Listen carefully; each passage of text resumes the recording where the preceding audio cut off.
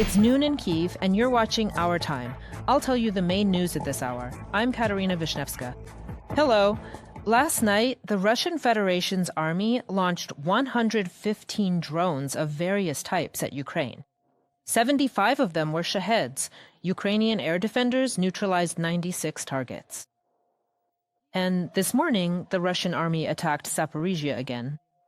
Thick smoke rose over the city. There are no details about what happened yet. An air raid alert is still in effect in the region, and overnight, Russian occupiers also attacked the Zaporizhzhia region. 3 people were injured. This was reported by the head of the regional military administration, Ivan Fedorov. As a result of the Russian drone attack, a fire broke out at one of the infrastructure facilities. And last night, Russian forces also shelled the Dnipropetrovsk region. They attacked Nikopol, Marganets, and Pokrovsky communities with artillery and FPV drones. A 5-story residential building, 4 private houses, 2 outbuildings, a gas pipeline, and a power line were damaged. No people were injured. The Russian army continues to destroy Ukraine's energy sector. Last night, Russian forces once again attacked infrastructure in the Odessa region. Damage was recorded at one of the facilities. A fire broke out. There were no casualties. This was reported by the head of the Odessa Regional Military Administration, Oleg Keeper. He clarified that critical infrastructure and essential services are operating as usual. There are also power outages in the Kyiv and Sumy regions. This was reported by the Ministry of Energy. 56,000 families, in particular, were left without electricity in the Bucha district due to the Russian attack. Emergency power outage schedules have been introduced in the Sumy region.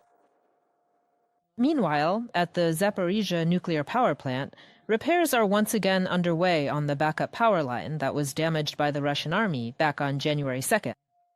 The IAEA stated that they've sent their observers to the front line to enforce a ceasefire near this critically important facility. This is already the 4th local ceasefire in the area of the Zaporizhzhia nuclear power plant, arranged to ensure nuclear safety. Technical specialists from the Ukrainian power grid operator will begin repair work in the coming days on the 330 kilovolt line, which was damaged and shut down due to military actions on January 2nd. As a result of the outage, the largest nuclear power plant in Europe has been left dependent on a single functioning 750 kilovolt main power line. Rafael Grossi, Director General of the IAEA.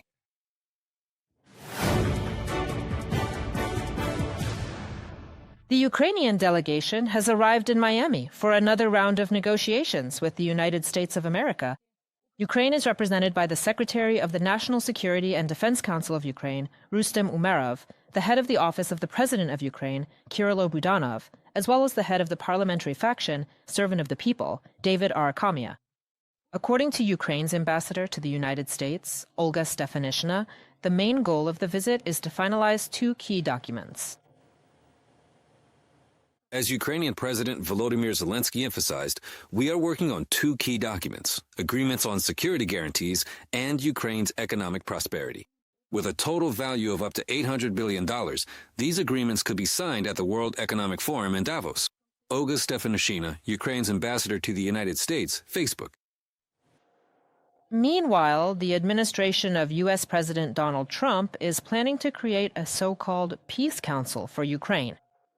Its task will be to ensure the guaranteed implementation of a future peace plan in Ukraine. This was reported by the Financial Times. Representatives from Ukraine, Europe, NATO, and Russia are expected to be part of this council, and Donald Trump himself would serve as the chair. This body will be created for Ukraine, following the example of the Peace Council for the Gaza Strip.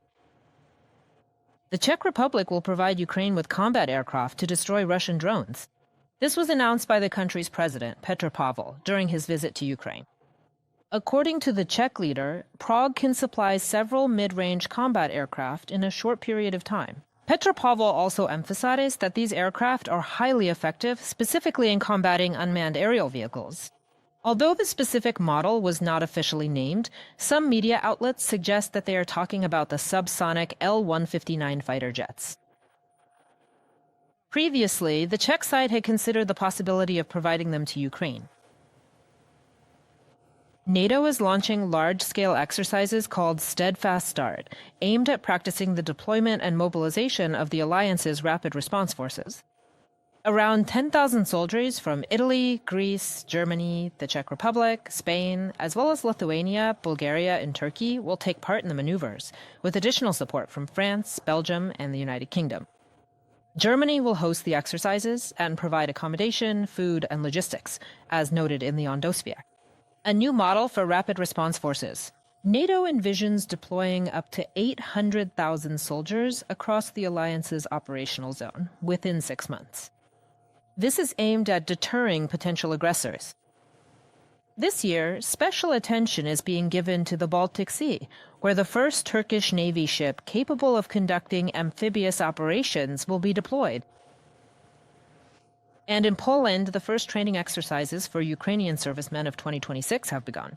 The Polish General Staff reported this on social network X. One of the courses is combat medic training. Excuse me. It is based on wartime experience and the standards of tactical care previously used in combat conditions. Next, watch the report. Quiet? Quiet. Do you hear that? Quiet.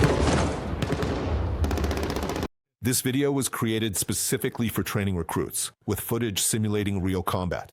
It is shown through virtual reality goggles.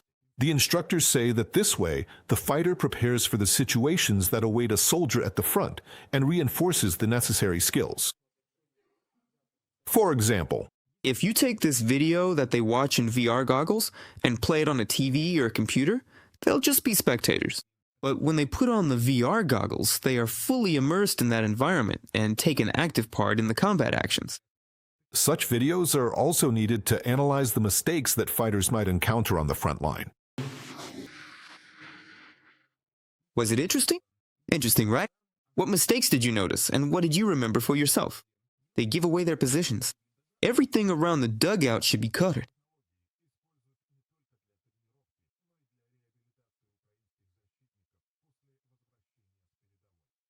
This is, you could say, the simplest and most effective method.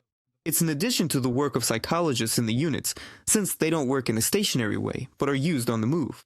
So we take these VR goggles and go to the units, where we work directly with the servicemen. These adaptation courses last for 3 days.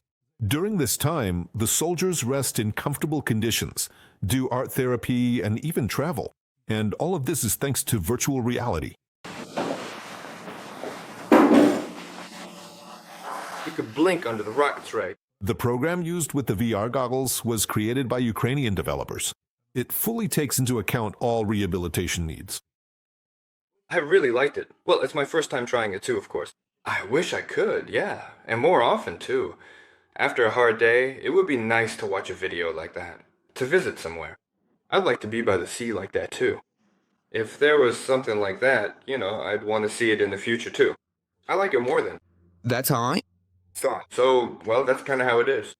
Psychologists say that with modern technology, it's possible not only to help soldiers relax and recover, but also to work through their fears. They feel relaxed in their soul. To feel relaxation in your soul, to feel relaxation in your body. But if there's visual reinforcement, it even has a positive effect on the consciousness of every service member, and in general on all people. In the Defense Forces of Ukraine, virtual reality technology has been used for several years now for training and rehabilitation of soldiers. These kinds of sessions are now one of the most important areas, constantly evolving to meet the demands of modern warfare. Dmytro Hlushko from Donetsk region for Freedom TV channel.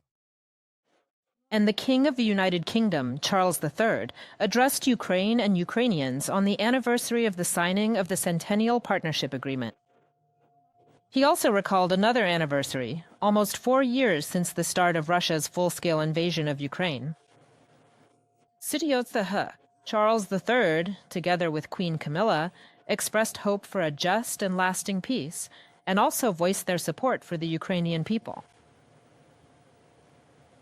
On the eve of the 4th anniversary of the full-scale invasion, in your beloved country, at a time of great sorrow, as I know from many families in Ukraine and around the world, my wife and I continue to remember you in our sincere thoughts and prayers.